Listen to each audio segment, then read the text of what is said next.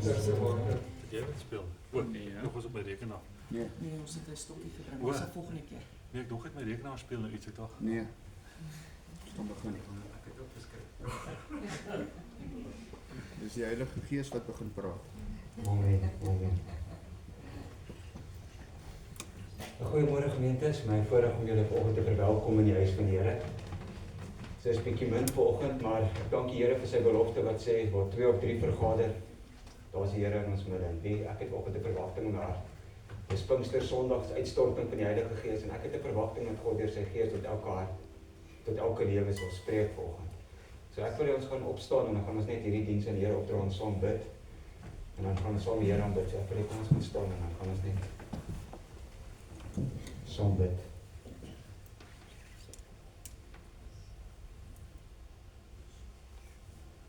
Kom ons raak net vir 'n oomblik stil en vergeet van alles en vergeet van die wêreld daar buite en kom ons fokus ons aandag vanoggend net op God en op sy Heilige Gees wat vanoggend in ons midde is om met elke hart en met elke lewe te spreek. Hemelse Vader,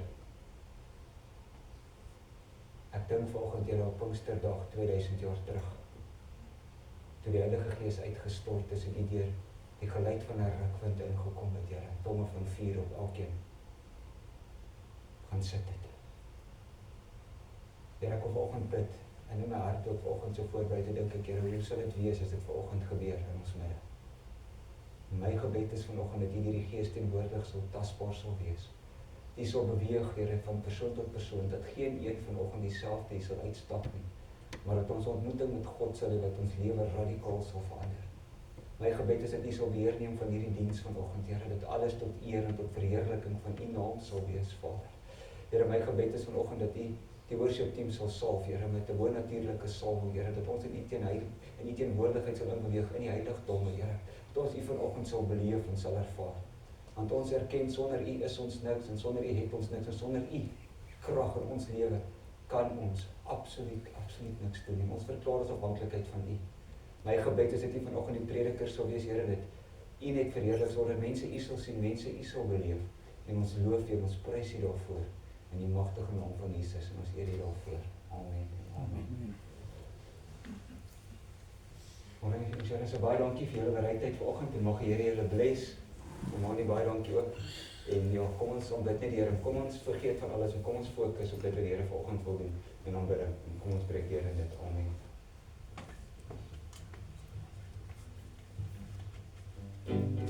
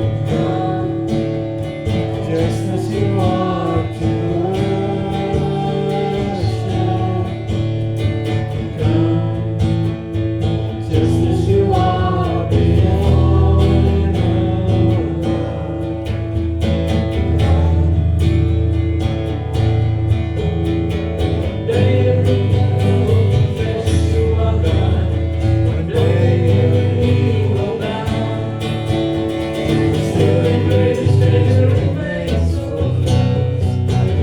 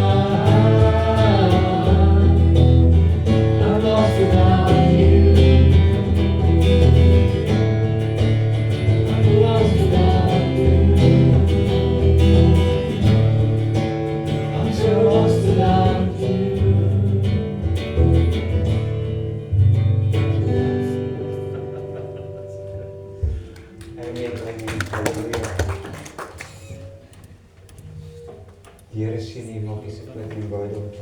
Baie dankie. Dit was wonderlik, fantasties. Here bless julle. Ek sal altyd God gebruik as gewillig gehad. Amen. Amen.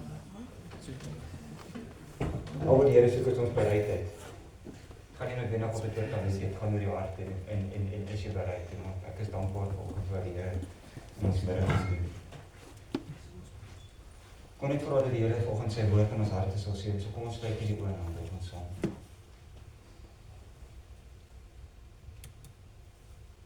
Hemelse Vader, dankie dat ons vanoggend net vir 'n oomblik voor U kan stil word en vanoggend verklaar ek my afhanklikheid van U. Ek erken Here, sonder U is ek niks. Maar ek wil bid Here dat U sal spreek vanoggend. Ek wil bid dat mense U sal beleef, mense U sal ervaar. Dankie dat U woord nie sal weerig terugkeer nie, maar dit sal die doel waarvoor U dit gestuur het. Here, U woord is kragtig, U woord bring vrymaking, U woord bring restaurasie, U woord bring lewe. My gebed is vanoggend vir geopende harte, geopende ore, Here, sodat U woord wat saad is op goeie grond sal val, dat dit sal vrug dra in elke hart en in elke lewe, Vader. Reg nou wil ek elke gedagte gevange neem tot gehoorsaamheid van Christus en ons eer Here dat die heerlikheid hierdie plek vul in Jesus se naam alleen. Amen. Amen. Gelyk van 'n rukpunt.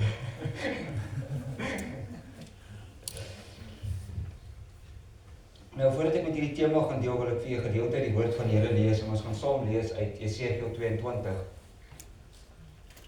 Vir die fondasie met dit wat ek vanoggend met julle wil deel. Maar voordat ek dit wil ek vir julle net 'n vinnige storie vertel. Ek lees die verhaal van 'n jong seun in Amerika van so plus minus 8 jaar of 9 jaar oud. En hy het 'n gehoorprobleem gehad. En sy ma het hom na die beste dokters toe gevat om seker te maak hy kry nou die beste hulp. En hulle kry toe vir hom 'n gehoorstukkie.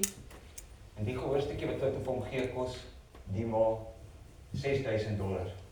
Nou in vandag se terme kyk ons na omtrent 120.000 rand. Dis nog 'n aardige bedrag hier. Op 'n dag speel die seun in die parkie eentjie van die huis af.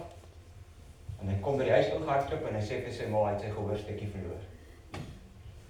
Die ma is baie opgewonde en die ma sê vir hom gaan terug en gaan soek daai gehoorstukkie, moet hom gaan soek. Hy kom terug, hy sê hy kry niks. Sy ma sê vir hom bly jy nou hier, ek sal gaan soek. Sy bly so rukkie weg. Sy kom terug en sy sê ek het hom gevind, hier is die gehoorstukkie. Hy sê vir sy ma, hoe is dit moontlik? Ek het daai hele parkie gefyn kom. Ek het alles gedoen wat ek moet doen. Ek kon hom nie kry nie, hoe het ma hom gekry? Sy sê my kind, jou probleem was jy het 'n gehoorstukkie gesoek. Ek het $6,000 gesoek. Die intensiteit het die verskil gemaak. Weet jy, in my lewe is die vraag, hoe intens is ons soeke werklik na die teenwoordigheid van God in ons lewe? Daai ma was desperaat, want sy het geweet, sy het nie nog $6,000 om uit te haal van nog 'n gehoorstuk en verstaan, so die intensiteit het die soektog verdiep. En dis eintlik waarin ek en iemand vandag moet uitkom, is werklik waarop 'n intense soeke na die teenwoordigheid van God. Ek erken, sonder dit is ons niks, het ons niks en kan ons niks doen nie. Ek dink ons almal besit so enetjie. Of dit nou Samsung of Huawei en of dit nou Apple is of wat dit ook al is, ons almal besit so een. En hierdie beheer ons hele lewe. Ek het my maps op dit, ek kyk waartoe ek gaan, my wallet is op hom, kontakte is op hom, e-mails is op hom. Ek kan eintlik nie my lewe indink sonder een van hierdie, stem nie saam met my. Dink ons almal.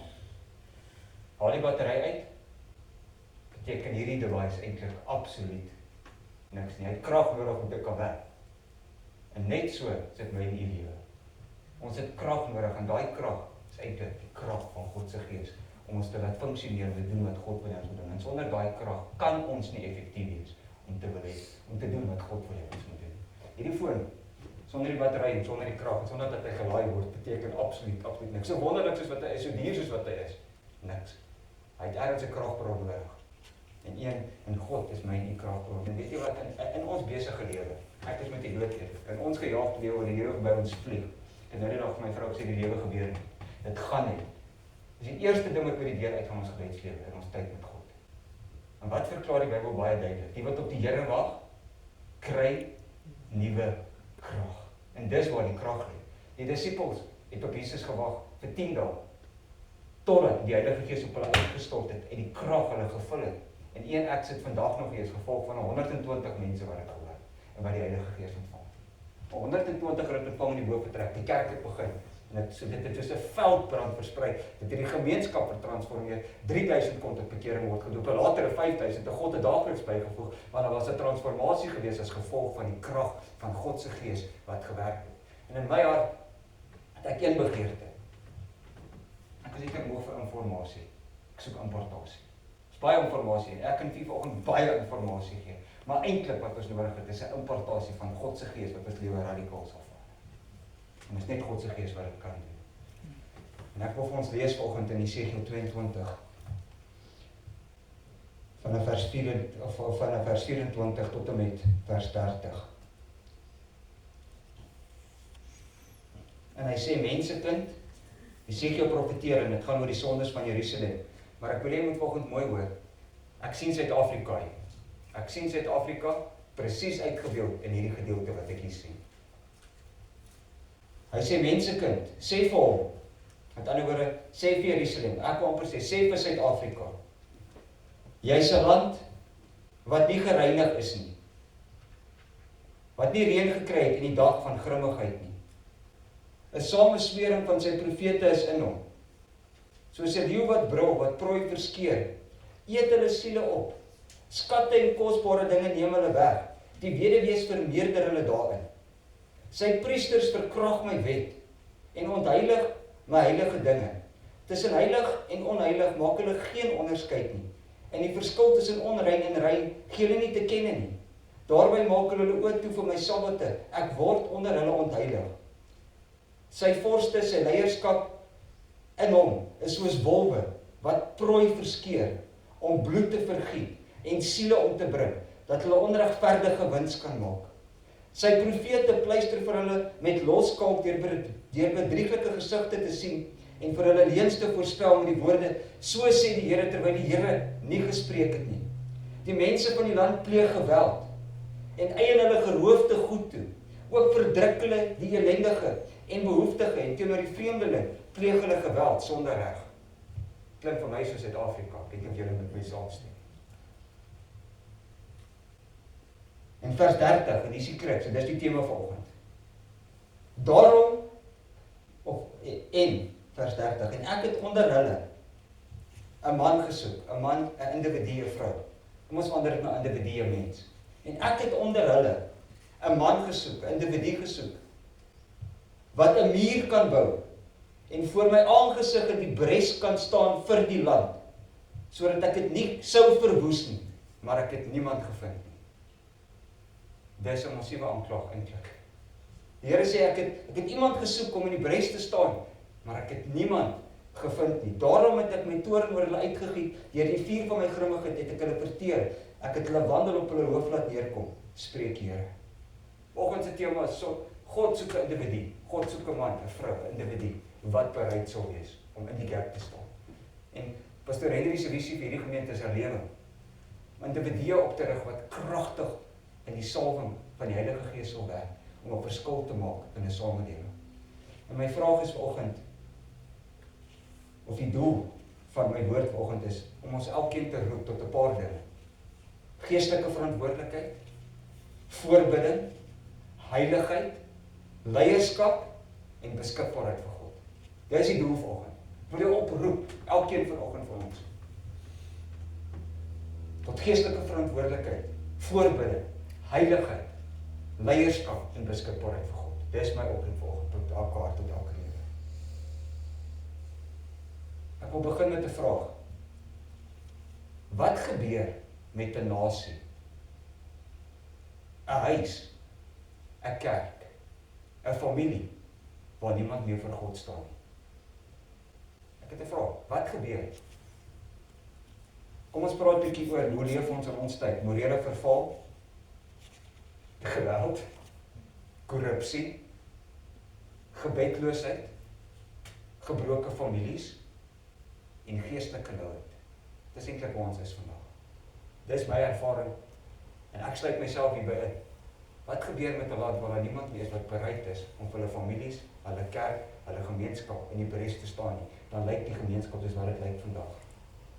En tog, God se grootste probleem was nie die sonde nie. Die probleem was nie die sonde nie. God se probleem is die gebrek aan mense wat bereid is om op te staan. Ek het 'n man gesoek, ek het iemand gesoek en ek kon niemand kry nie. Die probleem is nie die sonde nie, God soek mense om in die gap te staan vir 'n volk, sodat hy nie die grimmigheid na hulle te stuur nie. En ek is vandag daai persoon. Kom ek vra, wil jy daai persoon wees wat in die gap staan? En sê, Here, kom, red Suid-Afrika, verander Suid-Afrika. Ek glo is die toekoms in hierdie land, glo jy dit? Amen. Ek glo vanoggend God kan dit verander, maar dit gaan vra dat ons op 'n plek kom, dat ons begin soek na die teenwoordigheid van God. God het nie 'n skare gesoek nie. Hy het nie talent gesoek nie. Nie geld nie, nie status nie. Net een persoon wat beskikbaar is. Die volk van Israel was in groot afvalligheid. Dis die konteks van die verhaal. Die priesters was korrup, die profete het gelieg, die leiers was selfgesentreerd en die volk het in sonde geleef. Dis presies hoe dit vandag gaan. Die prentjie wat ek hier sien is eintlik presies, ek wil dit oordra na die hedendaagse lewe, dit ter sê, die priesters is korrup, die profete het gelieg, die leiers was selfgesentreerd, die volk het in sonde geleef. Dan noem hy die sondes, bloedvergieting, afgoderry, ongeregtigheid, seksuele sonde, uitbuiting van armes. En dan kom vers 30.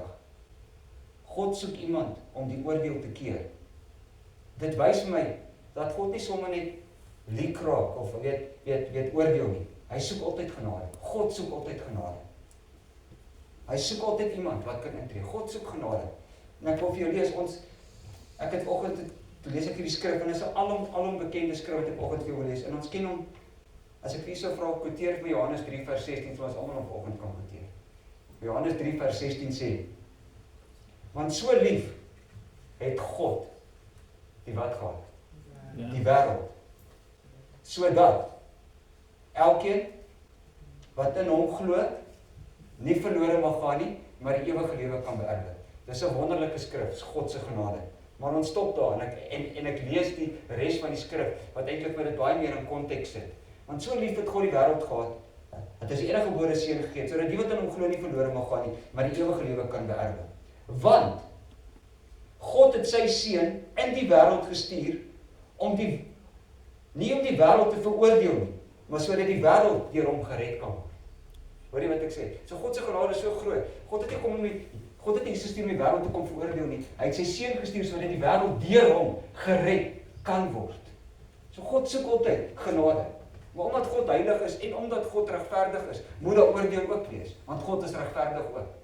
Maar ons het vandag in 'n samelewing begin leef, voel dit vir my, waar ons dink dat die kruisdood van die Here Jesus het God se karakter verander.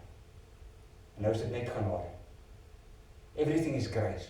En dit is genade en dit is reg so, maar God se karakter kan nie verander nie, want wat sê die skrif tog? God bly gister, vandag, tot in ewigheid bly dieselfde. Hoor jy wat ek sê? So met ander woorde, as God heilig was in die Ou Testament, moet hy mos nog heilig in die Nuwe Testament ook wees. Dan moet God mos nog steeds sonde ook gehad. Stem jy met my saam? Want God se karakter kan nie verander nie. Maar ons lewe vandag asof die kruisdood net genade gebring het en God straf nie meer sonde nie. En ons lewe en God het kom om ons vry te maak, om aan daai vryheid kan wandel. Maar ons moet besef vandag dat God is steeds heilig. Ons moet dit besef. Ons kan nie net 'n lewe leef soos wat ons wil nie. God soek steeds. Ek gaan vir jou 'n paar gevalle wys. In die begin het God by Noag gesoek. God wou die hele wêreld verwoes, toe soek hy een man. En hy red 'n hele familie van agter. God het iemand gekry. By Abraham, wat het die Here met Abraham se situasie gedoen? Hy het gepleit vir Sodom en Gomorra. God het by Abraham iemand gekry. By Moses, op 'n stadium wil God die hele volk verwoes. En Moses gaan staan in die gap en hy sê, Here, U het 'n verbond met hierdie volk, moet asseblief nie die volk vernietig nie. God vernietig nie die volk nie op die grond van Moses se gebed. By Jesaja het hy gesê, stuur my. Daar was 'n Samuel. God werk dikwels deur een persoon, een bidder, een pa, een ma, een prediker, een jong mens, een gehoorsame mens. En ek wil vanoggend vir jou waarheid gee. God vra nie as jy perfek nie. God vra nie vir jou. Ons dink, ons moet perfek wees, voordat God ons kan gebruik. My bankrekening moet vol wees, alles moet reg wees, my huwelik moet wees. Dit alles moet 100% in plek wees, voordat ek op 'n plek kan kom dat God my kan gebruik. Ek kon vandag sê, as ek moes wag, dat my omstandighede moet reg wees, dat God my kan gebruik, sou ek nooit iets vir die Here gedoen het. Want daar gaan nooit 'n tyd in jou lewe wees wat alles 100% perfek is nie. God vra dat jy in jou omstandighede aanmeld en sê, Here, hier sit, want jy gaan nooit op 'n plek wees waar alles perfek is nie. As ons moet gaan wag dat omstandighede perfek moet wees om deur God gebruik te word, gaan ons niks vir die Here nie. Baie mense sê ek sal eendag vir die Here doen. Wanneer is eendag? Vandag as jy my stem hoor, moenie uitstel nie. Hoe loop baie gesegde van uitstel? Kom afstel. En as jy nie vandag begin nie, gaan jy dit nooit nie. En ek dink aan Paulus en ek dink aan Silas. Hulle is my die perfekte voorbeeld van mense wat kragtig deur God gebruik was. Weet jy, Paulus en Silas sit in 'n tronk. Hulle het 'n goeie werk vir die Here gedoen. Hulle dryf 'n demoon uit 'n vrou uit wat 'n waarsêgersgees gehad het. En mense het geld uit die vrou uitgemaak, want sy kon nou waarsê goed doen. En skielik toe Paulus die demoon uitdryf, kon die eienaars van die vrou nie meer geld uitmaak nie. En hulle raak te kwaad vir Paulus en Silas en stop hulle in die tronk. En hierdie twee manne word stikkend geslaan. Hulle sit in 'n tronk in voetboeie. En daar was nie gou 'n diskie waar jy gou kan ry of 'n suster naby hom gou die seere te kom skoonmaak of wat ook al nie. Hulle is met houe geslat, hulle stikkend in die koue van 'n tronk sit hulle vir 'n goeie werk wat hulle gedoen het. Ek dink ek weet Here, as dit is 'n bediening, as ek gee op. Ek gaan nie vir u werk nie, want ek doen 'n goeie werk. Nou sit ek in 'n tronk, ek is stikkend geslaan en is geen rede vir om God te prys nie. Al omstandighede het geen rede vir hulle gehad om enigsins te dink dat God is goed nie. Maar hulle sit in daai tronk. En die twee het met mekaar 'n gesprek. En hulle sê, kom ons sing lofliedere tot God. En hulle begin God loof en prys in die middel van 'n ongunstige omstandighede. God stuur 'n aardbewing in daai tronk onmiddellik. Hulle word vry, die voetboeie van almal word vry. En God red ook die een wat by die deur gestaan het, se lewe. Hulle het nie gewag tot dit moet gunstig wees om God te prys nie. Hulle het in hulle situasie besluit, ek gaan God prys. Want die omstandighede is nie gunstig nie. Weet jy wat? My lewe en u lewe sal begin verander as God begin prys, want is die omstandighede nie altyd gunstig. Want loop en aanbidding met krag en hulle dit bewys.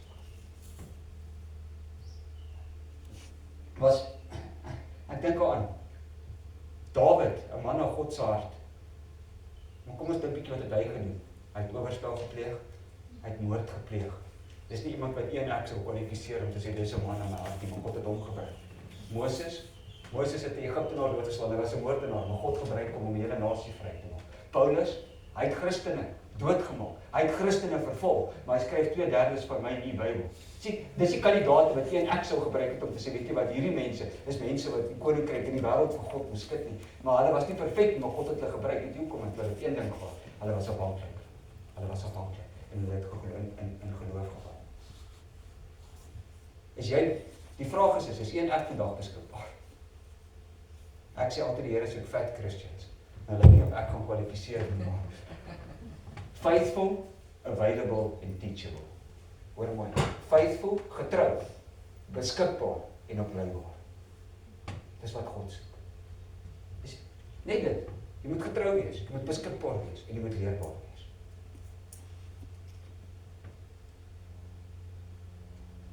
Die muur is afgebreek. Wat 'n muur sou bou, met ander woorde God sê ek soek iemand wat 'n muur sou bou. In Bybelse tye het mure gepraat van beskerming. Kom ons kyk aan ons eie lewe. Wat doen ons vandag om onsself te beskerm? Alarmstelsels, elektriese heininge, kameras, noem dit wat jy wil. Nou, ons doen moeite om onsself te vandag beskerm. Vir een rede, ons wil nie vyand moet inkom en skade maak nie. Dis hoekom ons dit doen. Is dit nie so nie? My dokter is elke aand by die huis en sê hy het die alarm aangesit, want sy voel, as die alarm aan is, niks sal gebeur nie. Ons doen moeite om onsself te beskerm. Wat is simbolies van die muur? 'n Bybelse tye het mure beskerming beteken. Wanneer die muur afgebreek is, het die vyand maklik ingekom. Was die stad kwesbaar en was daar chaos. Ek wil profeties praat vandag. En ek wil jou vra, kom ons kyk bietjie na gebreekte mure. Gebedsmure, huweliksmure, morele mure, geestelike dissipline, heiligheid, ouerskap. Omdat al hierdie mure stelselmatig afgebreek is, het die vyand ingekom en begin chaos saai.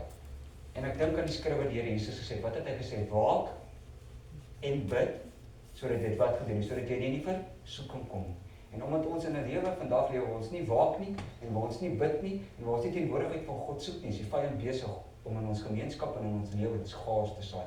Want ons waak nie, en ons is nie paraat genoeg.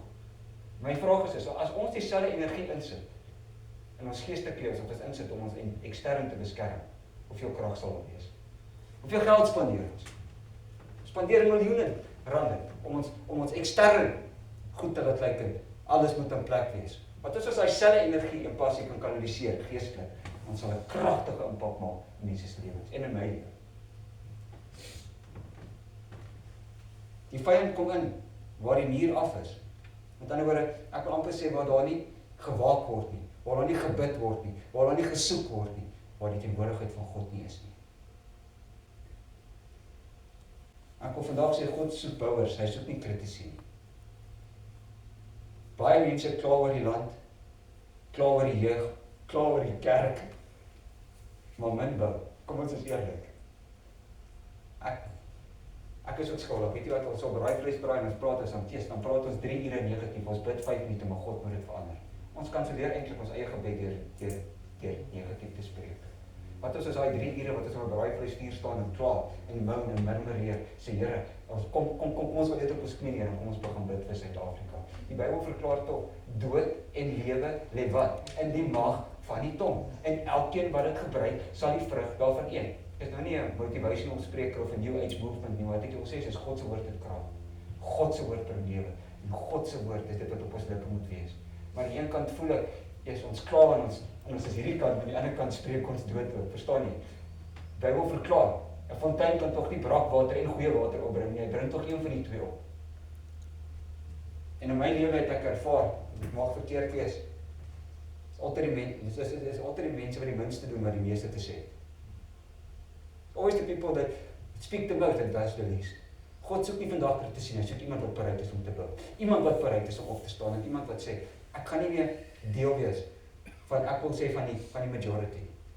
Daar's 'n gesegde daar buite wat sê majority rules.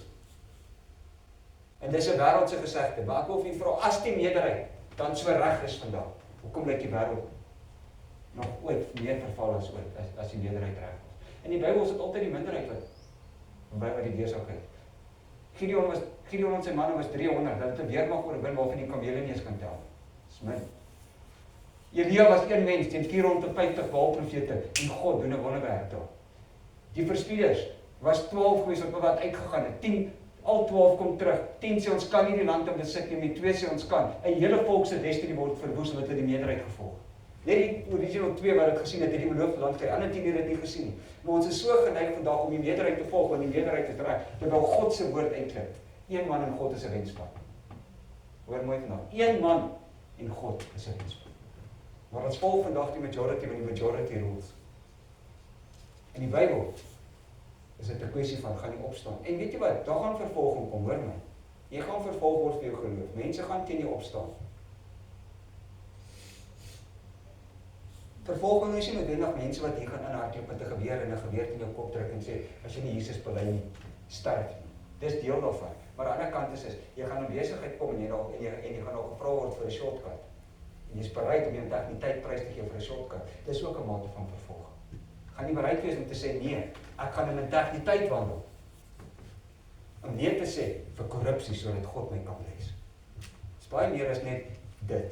Dit maar ons sien vervolging is dit, maar ons gaan gekonfronteer word om op te staan vir wat reg is en mense gaan nie daarvan hou nie.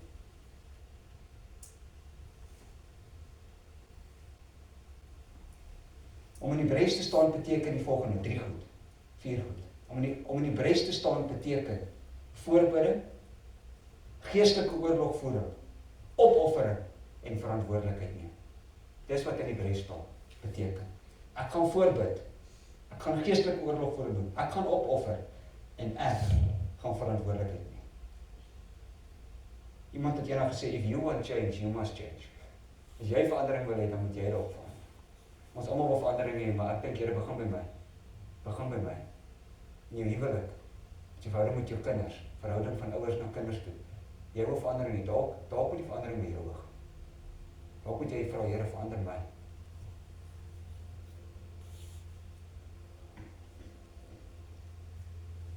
God gebruik Moses Toe Israel gesondig het hy voor God gestaan. Ek kom vandag vir elke pa sê, bid vir die kinders, moeders, ons kort weer moeders wat hou voor God, jong mense wat heilig leef, leiers wat nie 'n kompromie maak nie. Die wêreld verander nie net deur mense wat kommentaar lewe nie, maar deur mense wat in die bres kan staan.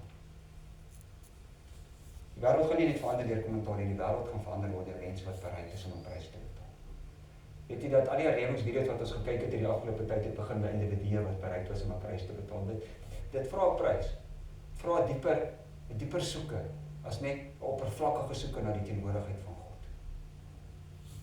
Eerlik, as ek u vandag kan sê, my gebed is dat ons so vol sal wees van die krag van God se Gees.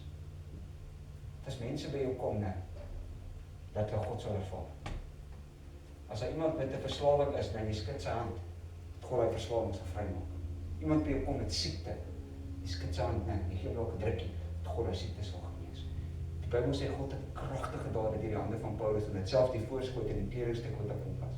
Toe hy dit op mense gooi, dan gaan die duiwels uit en siekes word genees.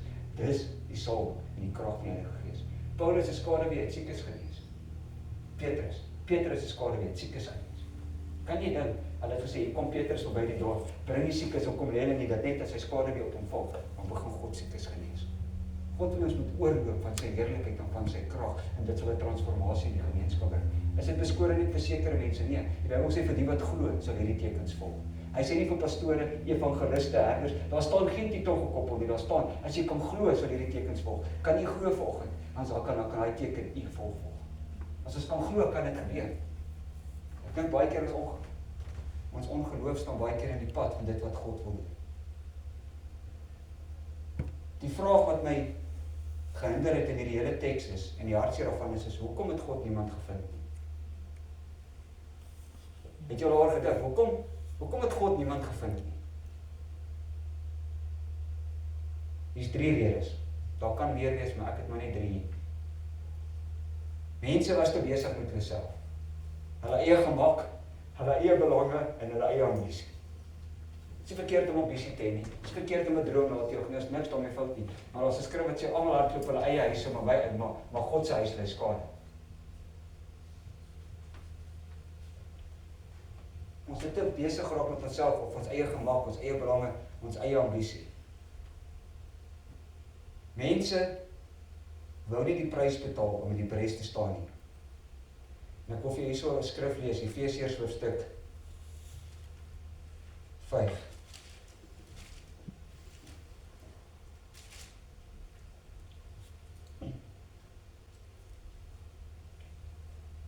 Vanaf vers 15 tot 17. Efesiërs hoofstuk 5 vanaf vers 15 tot 17. Ons kan eintlik by vers 14 begin.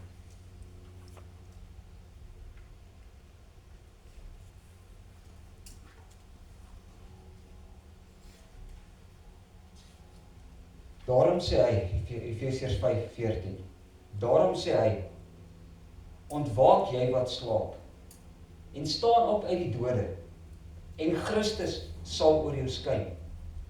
Pas dan op dat jy nou geset wandel, nie as onwyse nie, maar as wyse. En dan vers 16, koop die tyd uit, omdat die dae boos is. Koop. Daai woord koop beteken effort. As ek my kar toe in my kantoor moet ek moet sy effort vat om uit te kom om iets te gaan koop. Dis effort. Koop die tyd uit. Kom ons sê koop die tyd uit. En hoekom moet ons dit doen? Want die dae is boos. Daarom moet julle nie onverstandig wees nie, maar verstaan wat die wil van die Here is. Vers 18. Moenie dronk word van wyn nie. Daarin is losbandigheid, maar word met die Gees vervul. Nou daar is baie mense wat sal sê en ons baie teologie rondom dit dat die Heilige Gees is 2000 jaar terug uitgestort. Hoekom vra ons dat God nog steeds sy Gees moet uitstort? As die Heilige Gees 2000 jaar terug uitgestort is, hoekom bid ons dan vandag dat God sy Gees moet uitstort? As ek na hierdie skrif kyk, dan beteken die original text eintlik ek moet konstant vervul word met die Heilige Gees. Dit is 'n konstante ding wat konstant moet gebeur. As jy 'n voertuig ry, 'n nuwe voertuig wat jy van die vloer af trek, kom hulle meeste van hulle met 'n maintenance plan uit. Daai voertuig moet elke 15 tot 20.000 kilos gediens word, reg? plus minus. Sou jy dit nie doen nie, gaan die voertuig agteruit en jy kan skade ly en jou maintenance plan verval. Net so is dit in ons eie lewe dieselfde. Ek sien dit dat as ons gaan wag om God se teenwoordigheid en in gebed, is dit waar ons weer die krag kry om aan te gaan om die wedloop van die lewe te hardloop. As jy nie 'n voertuig dien sien, wat gaan met daai voertuig gebeur? Kan dit mekaar uitval? Is dit nie so? Hy gaan nie meer kan doen nie en hy gaan ook nie kan endure nie, want jy het nie gedoen wat jy moet doen om jou hande op hom te hou nie. Dis dieselfde in ons lewe. Om vervul te word vir die Heilige Gees gaan partykeer vra, kos eenkant toe te stap, bietjie te vas en te bid. Bietjie te sê, ek gaan nou tyd maak sodat ek kan krag kry, sodat ek 'n goeie pa kan wees. Goeie man kan wees. Goeie werknemer kan wees. Getrou kan wees en dit wil vir God my gaan. So dis iets wat net eenmalig gebeur nie, dis 'n konstante ding wat moet gebeur. En baie keer voel ons kragteloos en ons voel afgemat en ons voel ons kom nie daar nie want ons het nie die tyd gemaak om met God se teenwoordigheid te gaan spandeer. So ons wil nie die prys betaal nie, want dit gaan oor tyd, gebed, heiligheid, opoffering. Ons het geestelik apaties geword. Mense het gewoond geraak aan sonde. Ons verdra kompromie, ons verloor gebedskrag en ons raak geestelik passief.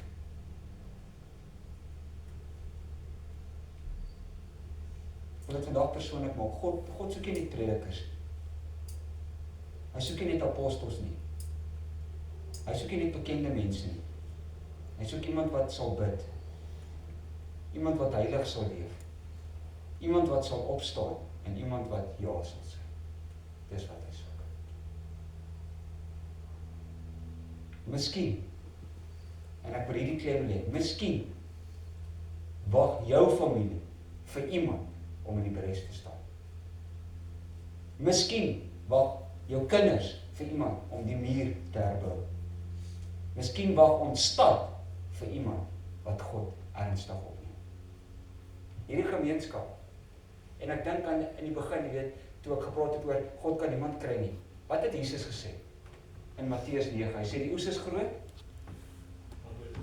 arbeiders is min. Die oes buite is ryk, die oes is reg om gepluk te word. Daar's mense wat honger en dors na die teenwoordigheid van God. Dis reg. Al wat God sê is hy soek mense om hulle te gaan haal. En is een ek bereid om dit te doen? En is een ek bereid om uit te gaan? Nou sê my, maar ek is nie 'n goeie spreker nie. Ek sukkel, ek kan nie getuig nie. Ek is skaam. Laat jou lewe getuig van wie God is. Iemand het eendag gesê dat ons lewens is baie keer enigste Bybel wat mense gaan lees. Laat jou lewe getuig van God se krag, God se heerlikheid.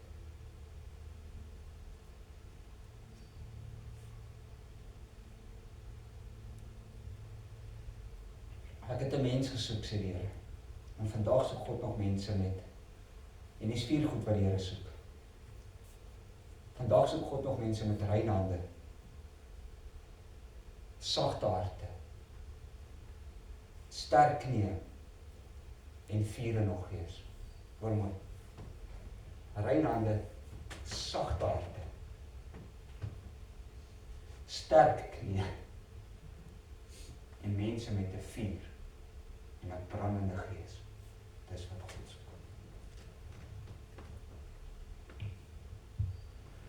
Weet jy, die interessante ding is dat toe die Here Jesus op Pinkster, toe die Here Jesus in die hemel opgevaar het hy vir 500 gaan sê, gaan wag in Jerusalem. Daar was 500 wat die woorde gehoor het, gaan wag in Jerusalem.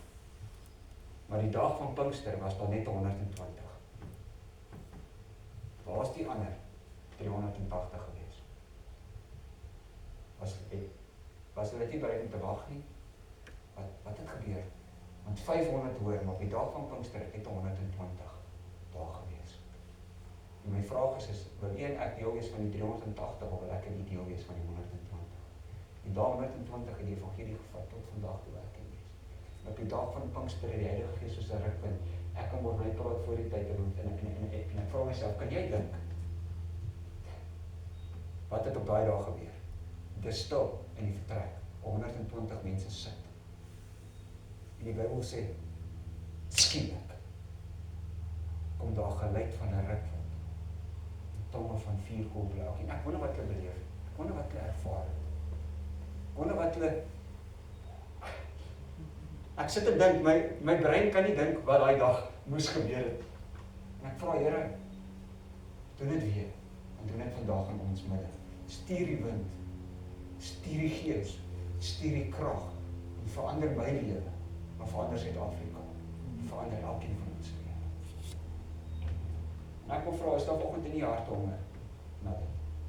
Daar is in my hart vanoggend 'n honger na dit, en na die teenwoordigheid van God. Ons moet weer desperaat raak. Weet jy wat? Ek dink die laaste lied wat ons gesing het was so van toepassing vanoggend. I'm desperate for you. I'm lost without you. I need your presence. In my eie lewe weet ek dit. En vanoggend het ek vir die Here gevra, Here, hoe gaan ons dit doen? En ek dink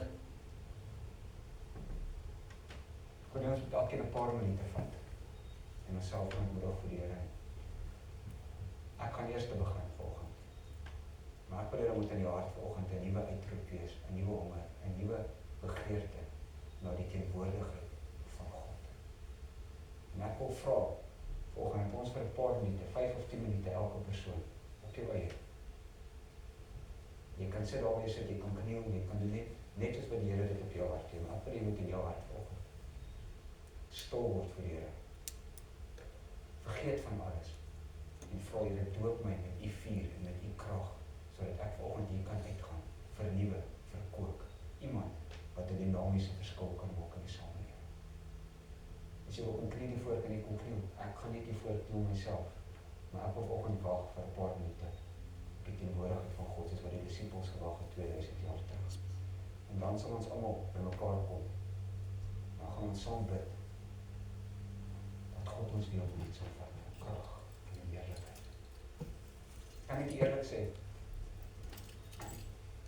mense het Jesus gevolg, omdat hy gedra het wat hulle gedra het, omdat hy gedra het wat hulle nodig. Sy liefde, as hulle liefde nodig gehad het, het hy hulle liefde gegee. As hulle vrede nodig gehad het, het hy hulle vrede gegee. As hulle genesing nodig gehad het, het hy dit vir hulle gegee. Hulle het hom gevolg, want hy het gedra wat hulle nodig het. 'n Vrugteboom, en 'n appelboom, lemoenboom, daai boom dra nie die vrugte vir homself nie. Hy dra dit sodat iemand anders kan voordeel trek hê. Die vrug van die Heilige Gees is nie vir ons nie, dis sodat iemand anders iets kan beleef van God. Verstaan? 'n Boom dra nie vrug vir homself nie. Hy dra dit sodat iemand kan benefit by dit. Net so moet ek en u die vrug dra sodat ander mense kan benefit by dit wat u en ek het. En die wêreld sal ons weer begin volg as ons begin dra dit wat hulle nodig het. As iemand kom en net liefde nodig, gee hom die liefde. Gee hom die vrede. Gee hom die genesing deur God se krag in jou, nie in jou vermoë nie. Want dis waar lewe kan kom. En lewe kan kom deur individue wat die heerlikheid van God gaan begin dra. Dis waarna ek vanoggend smaak. As ek jou begeerte vanoggend is, dan wil ek vra, ek gaan kniel en bid by myself vir 'n paar dae, dan kan ons van stil raak en ons gaan God se aangesig sien. Hierdie gemeenskap, ek dink begin by jouself. Vir 'n paar tyd vanoggend, ons gaan 'n paar minute saam bid. Begin by jouself. Verantwoordig jouself. Reinig jouself, heilig jouself. Dan bid jy vir jou gesin, jou familie. Dan wil ek dit verder vat, bid vir die gemeente. Dan wil ek dit verder vat, begin vir die gemeenskap bid. Maar nommer 5, dan bid ons vir Pretoria. Maar eers gaan ons begin. Ons het altyd geleer, moet nie vir jouself bid. Weet jy wat, eers moet jy jouself, begin vir jouself en verootmoedig jouself, sodat dit kan uitsprei buitekant. Verstaan? En dat dit kan buitekant toe gaan. So, ek wil net daar waar jy is, vir 'n paar oomblikke, kom ons gaan op ons knieë, as jy kan. As jy wil sit, as jy welkom, ons gaan 'n paar oomblikke gaan ons saam die aangesig van die Here soek. Net so vir 10 minute. Net so vir 10 minute en dan as ons klaar is, wil ek ons met almal hier voor kom staan. Dan gaan ons saam bid. God ons weer opnuut kan vul met sy krag en met sy heerlikheid. Jy kan op jou knieë gaan, jy kan bid, maar ek wil vir 'n paar oomblikke vra die Here dat hy jou vanoggend sal vul met sy krag en met sy heerlikheid. As jy voor wil kom kniel by die altaar, is jy welkom.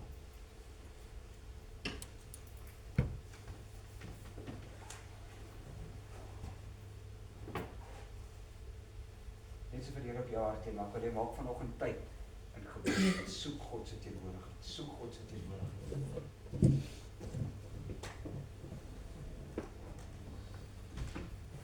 Ons Vader, ons wil vir ons prys. Ons wil die persoon wees, Here, wat aanmaak vanoggend. Ons wil die persoon wees, Here, wat vanoggend sien.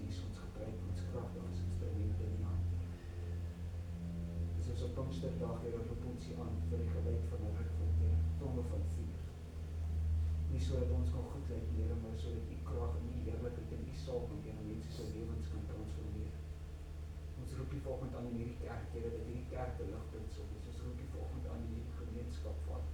Hierdie gemeenskap sal transformeer. Ons bid vir 'n uitstorting van die Heilige Gees vanoggend, Vader. Ons roep U vanoggend aan in ons eie lewe, Vader, en ons wil voor U buig en verklaar dat sonder U is ons niks, Here, maar met U kan ons alles doen en met U is ons tot alles in staat. Ek bid vanoggend vir 'n vars aanraking, 'n vars salwing, 'n vars passie, Here, in ons harte vir die teenwoordigheid van God. Ek bid vanoggend, Here, dat hierdie maar nie net nog 'n oggend sal wees, Here, maar dat dit 'n oggend van ontmoeting sal wees met U teenwoordigheid. Ons roep U vanoggend aan. Ons roep U vanoggend aan, Vader, ons buig laag voor U, Here, en ons wag vanoggend op U krag en op U heerlikheid en op U salwing, Vader, om 'n verskil in ons lewens te maak, Here. Ons buig laag, Here, en ons verklaar vanoggend, Here, dat ons wil nie maar net nog 'n diens, Here, in huis toe gaan en sê dit was wonderlik, Here, ons wil ontmoeting met God, ons wil ontmoeting met U, dat ons lewe radikaal verander. Want as dit ontmoeting met U, Here, wat ons lewe kan verander. Ek bid vanoggend, Vader, dat U salwing op elke mens sal wees, op elkeen die teenwoordig sal wees, Here. Ons kom en ons verontmoedig onsself voor U, Vader. Ons verontmoedig onsself voor U vanoggend, Here. Ons buig laag, Vader, voor. Ons roep U aan vanoggend, Here. Dankie vir U teenwoordigheid wat vanoggend tasbaar in ons midde is, Vader. Dankie vir U teenwoordigheid wat vanoggend mense se lewens transformeer.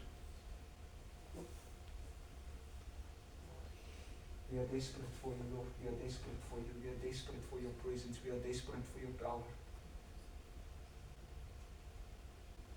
We are desperate for You.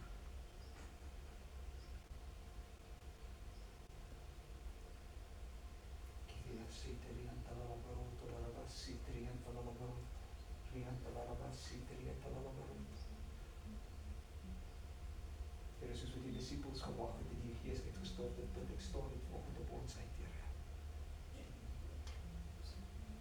Here, dat ons die man of die vrou of die individu sal wees, Here, wat sal in die gap staan vir ons gemeenskap, vir ons families, vir ons vriende, Here. Vir die redding van siele, Vader. Ons erken ons is nie vanoggend perfek nie, Here, maar ons erken ons het U nodig. Ons erken ons het U vanoggend, Here. Dalk die talent nie, Here, maar al wat ons weet is, Here, ons het U nodig, want U kan deur ons werk, Vader.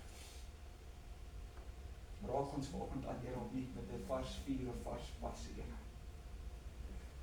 Touch us by the power of Your Holy Spirit, Lord Jesus.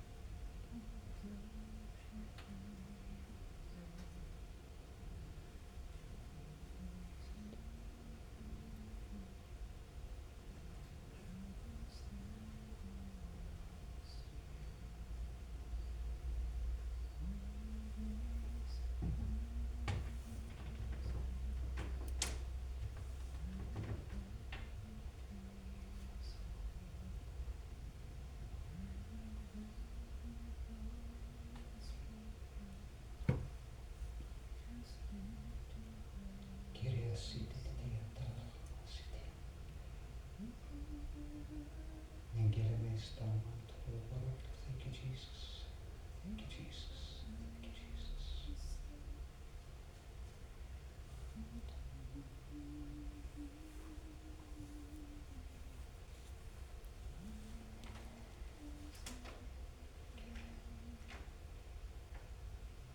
Here, Gees is vanoggend hier in ons midde.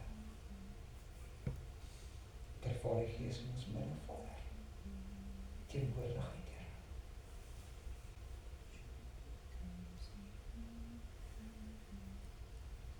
Touch us, Lord.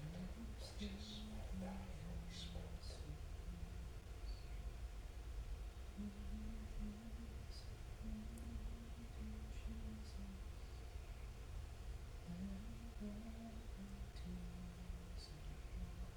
Here, reg net bid ek vir die geluid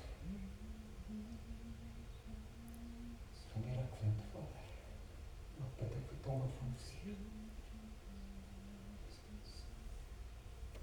Wag op U, Here.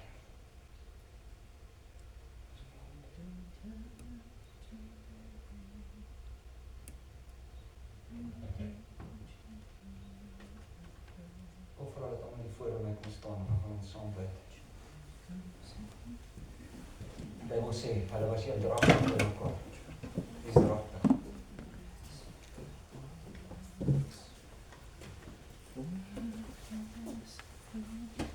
En as iemand is 'n bid, dan bid is ook nie so op ons hart lê.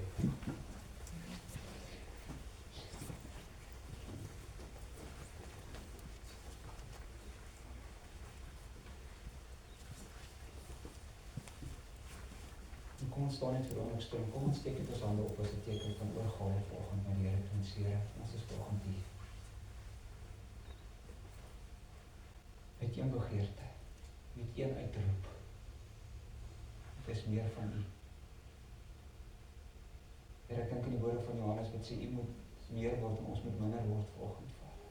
Ek hoop dat U sal meer word in ons midde. U sal meer word in ons lewens, Vader. Here, as jy vanoggend iemand is wat moeg en afgemat is, dan bid ek vanoggend, Here, dat U vanoggend nuwe krag sal gee. Soos wat ons op U wag, Here, as jy vanoggend iemand is, Here, wat net 'n begeerte om hier dan bid ek, Here, vervul daai begeerte. U ken vanoggend elkeen wat hier is, se begeerte, se uitroep, se honger, se behoeftes, se nood, Here. My gebed is vanoggend dat hierdie krag van die Heilige Gees by elkeen van hierdie mense sal stil staan, Here. Kom dat U die vanoggend een sal oorsien, Here, maar dat U teenwoordigheid vanoggend sal neerreën in hierdie plek, Vader. Ons bid vir 'n geopende hemel. Ons bid vanoggend, Vader, dat U vanoggend elke hart en elke lewe sal transformeer. Dis hierdie wil voor U, Jesus. Touch the fire of the Holy Spirit. Krag van die Heilige Gees, Here.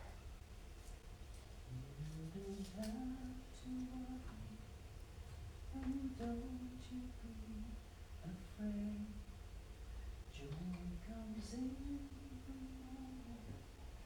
Troubles they don't last always.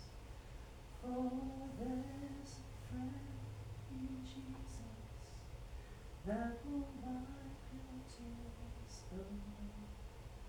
And when your heart is broken, just lift your hands and say, I know that I can make it. I know that I can stand. And no matter what may come my way, my life is in your hands.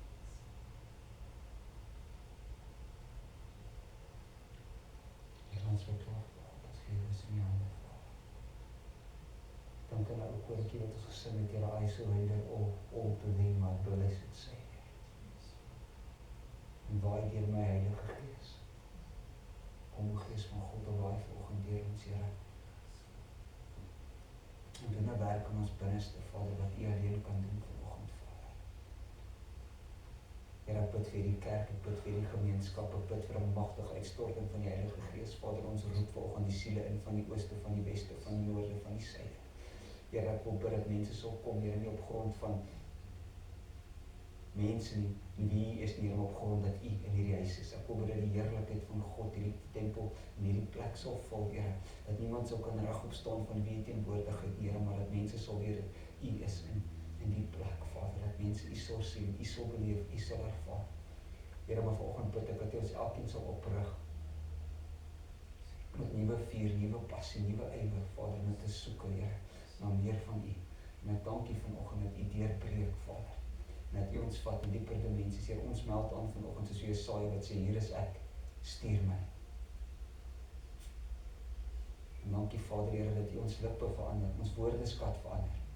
Here, vergewe ons waar ons baie keer dood spreek, vergewe ons waar ons baie keer nie lewe spreek nie, vergewe ons, Here, waar ons, Here, met ons lippe spreek, Here, wat U nie verheerlik nie, Vader, maar ek wil bid, Here, sit U woorde in ons mond, sodat dit krag sal dra en dit sal aktiveer. Ek wil bid, Vader, dat U genade in die hand van bewaring met elkeen sal wees, Vader. En dat ons by bestemde tyd hier byeen sal kom, Here, met een begeerte, een doel, U aangesig te soek, Here, en om toegerus te word vir dienswerk sodat ons u wil kan uitvoer. En ons eer u daarvoor. Ons eer u daarvoor. In Jesus se naam.